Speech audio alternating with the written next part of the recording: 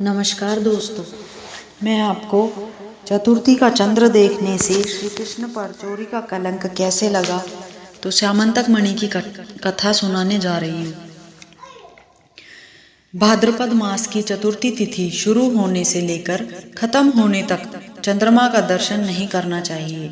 यदि भूल से गणेश चतुर्थी के दिन चंद्रमा के दर्शन हो जाएं, तो मिथ्या दोष से बचाव के लिए निम्न कथा का श्रवण करना चाहिए।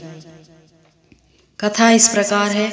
एक बार नंद किशोर ने सनत कुमारों से कहा कि चतुर्थी के चंद्रमा के दर्शन करने से श्री कृष्ण पर जो लांछन लगा था वह सिद्धि विनायक व्रत करने से ही दूर हुआ था। ऐसा सुनकर सनत कुमारों को आश्चर्य हुआ। उन्होंने पूर्ण ब्रह्म श्री कृष्ण को कलंक लगने की कथा पूछी तो नंद किशोर ने बताया, एक बार जरासंध के भय से श्री कृष्ण समुद्र के मध्य नगरी बसाकर रहने लगे। इसी नगरी का नाम आजकल द्वारिकापुरी है। द्वारिकापुरी में निवास करने वाले सत्राजीत यादव ने सूर्य नारायण की आराधना की। तब भगवान सूर्य ने उसे नित्य 8 बार सोना देने वाली श्यामंतक नामक मणि अपने गले से उतार कर दे दी। मणि पाकर सत्राजीत यादव जब समाज में गया तो श्री कृष्ण ने उस मणि को प्राप्त करने की इच्छा व्यक्त की। सत्राजीत ने वह मणि श्री कृष्ण को न देकर अपने भाई प्रसेनजीत को दे दी। एक दिन प्रसेनजीत घोड़े पर चढ़कर शिकार के लिए गया। वहां एक शेर ने उसे मार डाला और मणि ले ली। रीछों का राजा जामवंत उस सिंह को मारकर मणि लेकर गुफा में चला गया।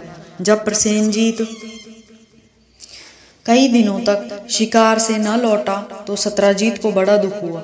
उसने सोचा श्री कृष्ण ने ही मणि प्राप्त करने के लिए उसका वध कर दिया होगा। अतः बिना किसी प्रकार की जानकारी जुटाए उसने प्रचार कर दिया कि श्री कृष्ण ने प्रसेनजीत को मारकर श्यामंतक मणि छीन ली है। इस लोक निंदा के निवारण के लिए श्री कृष्ण बहुत से लोगों के साथ प्रसेनजीत को ढूंढने वन में गए। वहां पर प्रसेनजीत को शेर द्वारा मार डालना और शेरों को रीछ द्वारा मारने के चिन्ह प्राप्त हुए।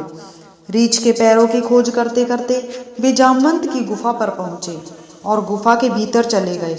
वहां उन्होंने देखा कि जामवंत की पुत्री उस मणि से खेल रही है। श्री कृष्ण को देखते ही जामवंत युद्ध के लिए तैयार हो गया। युद्ध छिड़ गया। गुफा के बाहर श्री कृष्ण के साथियों ने उनकी 7 दिन तक प्रतीक्षा की। फिर वे लोग उनके वध को जानकर पश्चाताप करते हुए द्वारिकापुरी लौट गए। इधर 21 दिन तक लगातार युद्ध करने पर भी जामवंत श्री कृष्ण को पराजित ना कर सका। तब उसने सोचा, कहीं यह वह अवतार तो नहीं जिसके लिए मुझे रामचंद्र जी का वरदान मिला था। यह पुष्टि होने पर उसने अपनी कन्या का विवाह श्री कृष्ण के साथ कर दिया और मणि दहेज में दे दी। श्री कृष्ण जब मणि लेकर वापस आए तो सत्राजीत अपने किए पर बहुत लज्जित हुआ। इस लज्जा से मुक्त होने के लिए उसने भी अपनी पुत्री का विवाह श्री कृष्ण के साथ कर दिया। कुछ समय के बाद श्री कृष्ण किसी काम से इंद्रप्रस्थ चले गए। तब अक्रूर और ऋतुवर्मा की राय से शतधन्वा यादव ने सत्राजीत को मारकर अपनी मणि कब्जे में कर ली। सत्राजीत की मौत का समाचार जब श्री कृष्ण को मिला तो वे तत्काल द्वारिका पहुंचे। वे शतधन्वा को मारकर मणि छीनने को तैयार हो गए। इस कार्य में सहायता के लिए बलराम भी तैयार थे। यह जानकर शतधन्वा ने मणि अक्रूर को दे दी और स्वयं भाग निकला। श्री कृष्ण ने उसका पीछा करके उसे तो मार डाला पर मणि उन्हें नहीं मिल पाई। बलराम भी वहां पहुंचे। श्री कृष्ण ने उन्हें बताया कि मणि इसके पास नहीं है, लेकिन बलराम जी को विश्वास न हुआ तो वह अप्रसन्न होकर विदर्भ चले गए।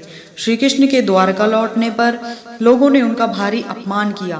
तत्काल यह समाचार फैल गया कि श्यामंतक मणि के लोभ में श्री कृष्ण ने अपने भाई को भी त्याग दिया। श्री कृष्ण का इस अकारण प्राप्त हुए अपमान से शोक में डूब गए कि वह सहसा महानारद जी आ गए।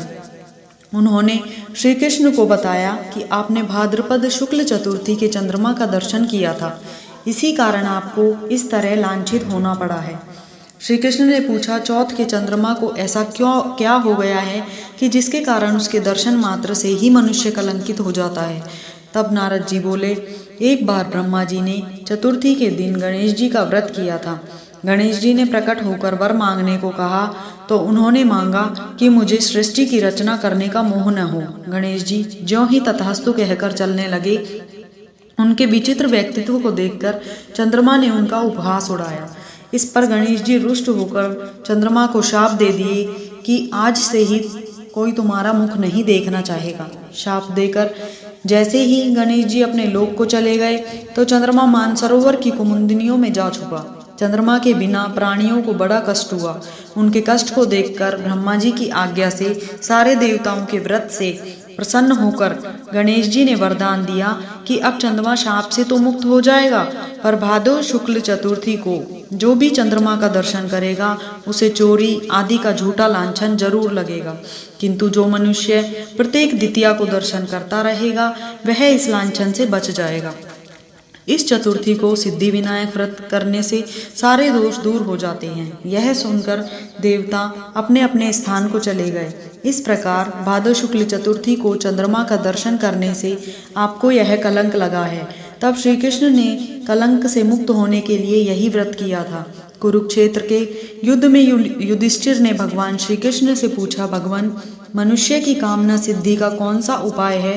किस प्रकार मनुष्य धन, पुत्र, सौभाग्य तथा विजय प्राप्त कर सकता है? यह सुनकर श्री कृष्ण ने उत्तर दिया, यदि तुम पार्वती पुत्र श्री गणेश का विधि पूर्वक पूजन करो तो निश्चय ही तुम्हें सब कुछ प्राप्त हो जाएगा। तब श्री कृष्ण की आज्ञा से ही युधिष्ठिर जी ने गणेश चतुर्थी का व्रत करके महाभारत का युद्ध जीता था। तो इस प्रकार हमारी कथा संपूर्ण होती